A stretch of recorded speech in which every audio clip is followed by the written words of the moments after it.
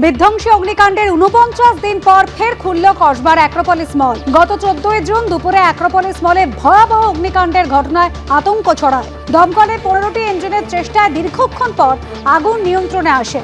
আগুন নেভাতে আনা হয় দুটি হাইড্রোলিক ল্যাডারও। তারপর থেকেই সরকারি নির্দেশে বন্ধ ছিল এই মল। দমকলের নির্দেশ অনুযায়ী সমস্ত প্রক্রিয়া সম্পন্ন করার পর শনিবার থেকে সরকারি ছাড়পত্র পেয়ে খুলে গেল এই মল। এখনো পর্যন্ত মলের ১১৫টি দোকানের মধ্যে প্রায় সবকটি দোকান, চতুর্থ তলে ফুড কোর্ট, মাল্টিপ্লেক্স এবং পঞ্চম তলে অধিকাংশ রেস্তোরাঁ খুলে গিয়েছে।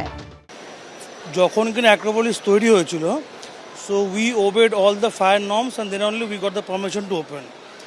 আর মাঝখানে ফায়ার নর্মসে কিছু চেঞ্জেস এসেছিলো, তো সেটা আমাদের ইনসিডেন্টের পরে ফায়ার ডিপার্টমেন্ট আমাদের খুব সাপোর্ট করে, খুব গাইড করে। ওনারা যা সাজেশন কিছু কিছু দিয়েছিলেন সেটা আমরা ইমপ্লিমেন্ট করেছি। যেমন এক্সস্ট রেট টু পাওয়ারটা বাড়ানোর ব্যাপার ছিল, বা কিছু আমাদের উইন্ডোজ ওপেনেবল করার ব্যাপারটা ছিল, যেটার জন্য আমাদের ব্রেক করতে হয়েছিল। তো ওইগুলো আমরা মোস্টলি টেকেন করেছি। উইন্ডোজ যেগুলো ওপেনেবল করার, ওটাও আর ২-১ দিনের মধ্যে ফুল কমপ্লিট হয়ে যাবে। So we are fully ready now. অগ্নিকাণ্ডের দিন মলের কর্মী এবং মলে উপস্থিত সাধারণ মানুষজন সিঁড়ি দিয়ে নামার সময় সেখানে রাখা রাবিশের বস্তা, লোহার রড এবং নানা সামগ্রী পড়ে থাকায় বাধার মুখে পড়েন। প্রশ্নের মুখে পড়ে মলের নিরাপত্তা ব্যবস্থা।